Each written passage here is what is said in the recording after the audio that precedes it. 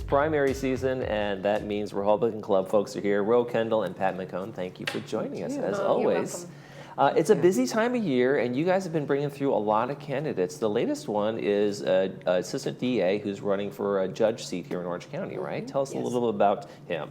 Yes, he'll be with us on Friday this week, and he is an assistant DA, and he's very qualified. He's, I think, one of the most qualified candidates that we have for judgeship, and he has he's a California native. And he's been endorsed by Todd Spitzer. His name is Jason Baez. In case folks I don't think we mentioned Jason, his actual name. We didn't? Or maybe you did. I thought you did. I want to drift it off for a second. Anyway, yeah, it's Jason Baez. That's right. So he's got a lot of good endorsements, and he's been really involved for the last 20 years in public service. So we're thinking that he would be a very good candidate, and we'll see on Friday. See what he has to say. And Pat, that's the important part is, you can see the flyers come in your mailbox, you can see, you can read the ballot, but actually having a speaker like that come in, it really helps, especially for local election, because these guys don't have a lot of money for ads and other things like that, right? Yes. Yes, we really especially wanted to focus on the candidates because we've had more conversations with people saying, I don't know who do we vote for judge? We don't know them. So we've had 2 of the 3 that are running. We also had Whitney Bukowski last month. So yeah, it's important. And nowadays, with especially with so much crime ticking up, and people are more concerned about their safety. So this guy, Jason Baez, I actually met him at a meeting last month, and he's really a good guy. And we're looking forward to him talking about all the programs they're into. I did not realize the programs that they're into. You think of a judge sitting there, but they're also, well, he's a DA now. Right. The programs that he's into. And Ro, maybe you can talk about those programs. We were talking about it earlier. Yes. Well, he has been a supervisor of the gang target unit, so he's really trying to prosecute the serious and violent felony gang issues. And he's also been supervisor of the narcotics enforcement team, which is a big deal with, the issues that we have with drugs coming in that are just unacceptable.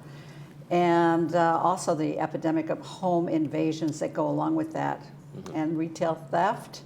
He's supervisor of the burglary cruise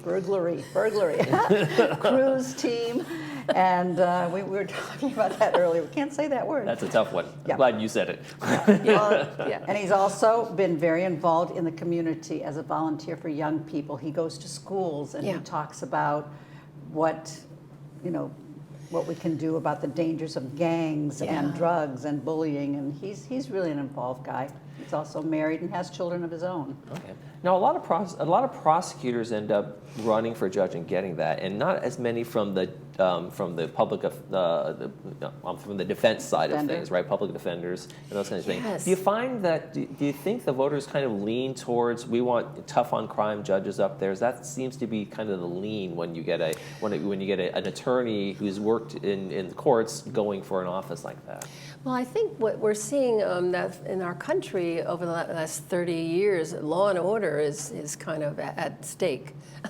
We have threats to our law and order, so I think that's why people want more prosecutors, because so many criminals they're arrested, and then the next day they're out on bail or no cash bail. Right, no cash bail I think has been a real challenge for a lot of cities and communities to kind of deal with around the idea seemed like a wonderful idea, but sometimes in practice, some folks are hitting the streets that maybe shouldn't be the no cash bail candidates, right? And I think that can be kind of frightening for a community to say, hey, wait a minute, we want bail for some folks, but not others, right? Yes, and especially they usually become repeat offenders pretty quickly, as we've seen in the national news lately with some offenders. And you have another speaker coming up as well at your Friday meeting, Joe Camera, and he's a local resident. Yes.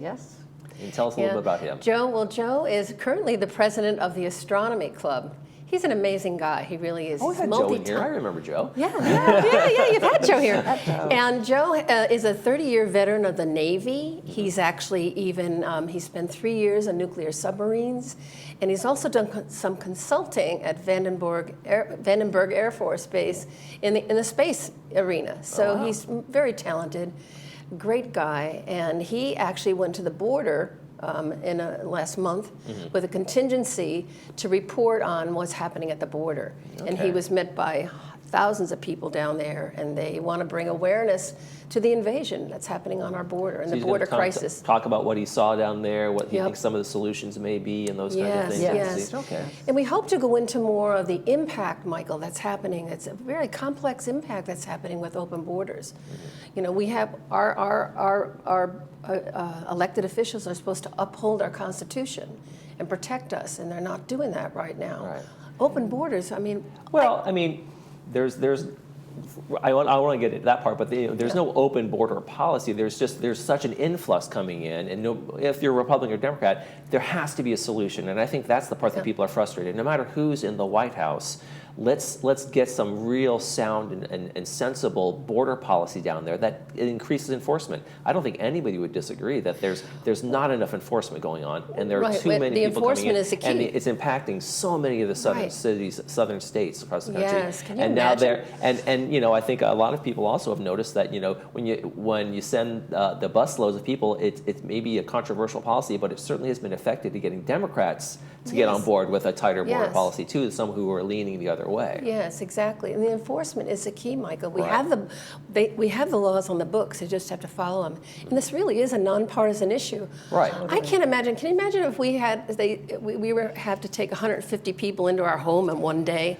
and house them, feed them, clothe them? I mean, that's what's happening to these cities, these communities. No, it's an incredible ask, and I think that's the thing that I think most Americans are frustrated by, that neither side will actually get together and make it absolutely happen. And I think it's a tough call for anybody, and right now it's a terrible situation. So See, I don't know if it's one side. I think the Republicans have been very clear. We want, you know, during the Trump administration, we did have that. We had the best closed borders in years, so that was totally reversed. So we're working on it. So this time of year, what's it like? What do you guys do in terms of get out the vote stuff?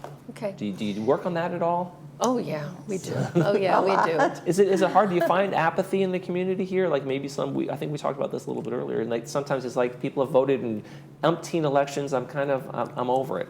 I'm retired. I want to just relax. I don't want to get involved. We're looking for independence, I suppose, more so, because we have Democrats and we have Republicans, and they do vote. But there's a big contingent of undecided independents, and those are the people that we're reaching out to. That's the hope that we have to bring in, you know, more Republicans. Yeah. And do you get the sense that there's kind of an apathy or a shrug of, I don't know if it makes a difference? And is that why people are maybe I don't see apathy. When I talk to people, I hear more concern, and they're just discouraged. Okay, they so say, discouragement. you know, in the 2020 election, the 2022 election, things didn't always turn out. We hoped for a red wave on the Republican side, and so they're concerned about having fair and free elections. That's one of the main concerns. But I don't see apathy. I see discouragement, and we're just trying to. And I think our friends on the other side are trying to do the same. They just want to get out the vote. Right. And I know there's discouragement out there, but you guys are doing a great job in terms of getting the folks in there, letting people see who are the down ballot candidates, and getting this out there. So, folks, make sure want to repeat that one more time. Jason Baez, he's going to be there this Friday, March 1st, at the meeting of the Republican Club. Ro and Pat, thank you so much for joining us. You're welcome, and please just vote, everyone. Everybody just get vote. Out and vote. That's a definitely good point. Just get out there and vote. Thank you. Thank you. All right, Michael. when we come back, we're going to be talking to the old pros and a little bit of romance. Stay with us.